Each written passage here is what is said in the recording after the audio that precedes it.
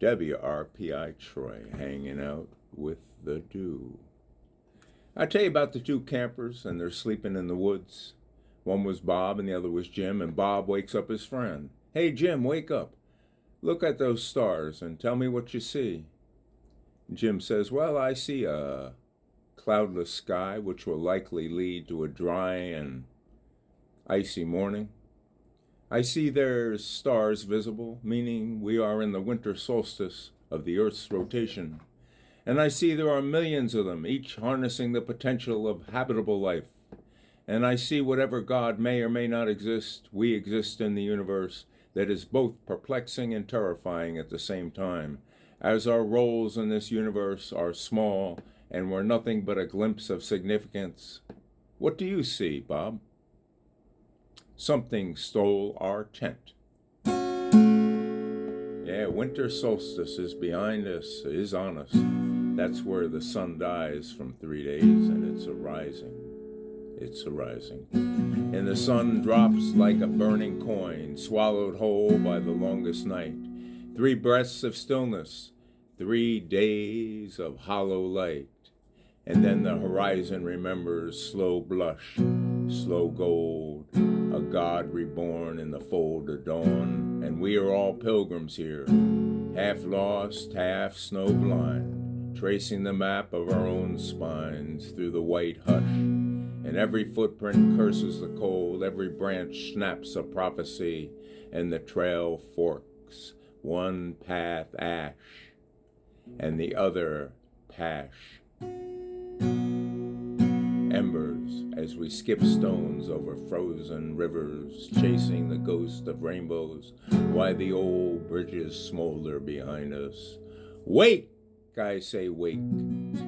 The dark was just a month that had its song and sung itself empty, and the light is a blade. Did I tell you about the Greek gentleman and the Scots gentleman? Well, they were sitting in Starbucks Cafe one day discussing who had the superior culture over triple lattes, and the Greek guy says, well, we Greeks built the Parthenon, arching his eyebrows. And the Scotsman then replies, well, it was the Scots that discovered summer and winter solstices, and the Greek retorts, we Greeks gave birth to advanced mathematics. And the Scotsman, nodding in agreement, says, Scots were the ones who built the first timepieces and calendars. And knowing he was about to deliver the coup de grace, or some people would say de grace, the son of Athens pointed out with a note of finality, keep in mind that it was the ancient Greeks who established the notion of sex as a pleasurable activity. True enough, replied the Scotsman, but it was the Scotsman who got the women involved. Call this one the Solstice Pilgrim. On the shortest day when the shadows creep and the sun takes his rest, a 3-day sleep, whispers of frost on destiny's floor, a death, a descent, then rising once more, and the earth holds its breath in a crystalline hush, waiting for the light to break through the brush. So dance with the time and let the sacred guide your way, a pilgrim through the dark and meet the break of day. Trudging paths of snow and ice, salvation slowly refrains, and the solstice tide will return, and the long night ends again.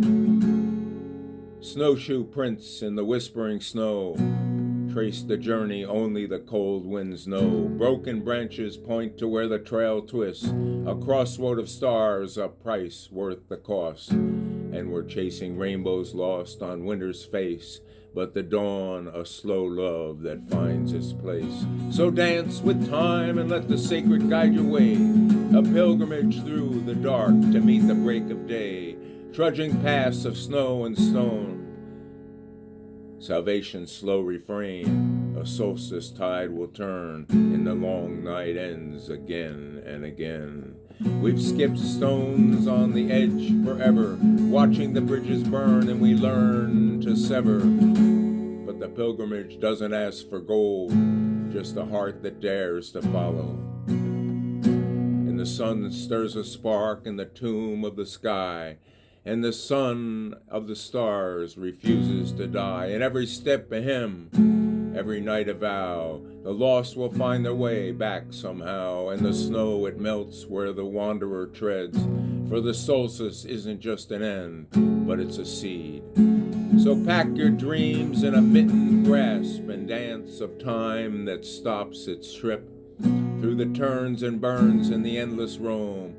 Winter's death is just a prelude to home. For the past couple of years, I've been saying that the only holidays worth celebrating are equinoxes and solstices. I find all the others to be astronomically unimportant. Hanging out with the dew, 7 to 9 basically. Weekday mornings, right here at WRPI Troy in the incredible campus of Rensselaer in the city of Troy, upstate New York at its finest.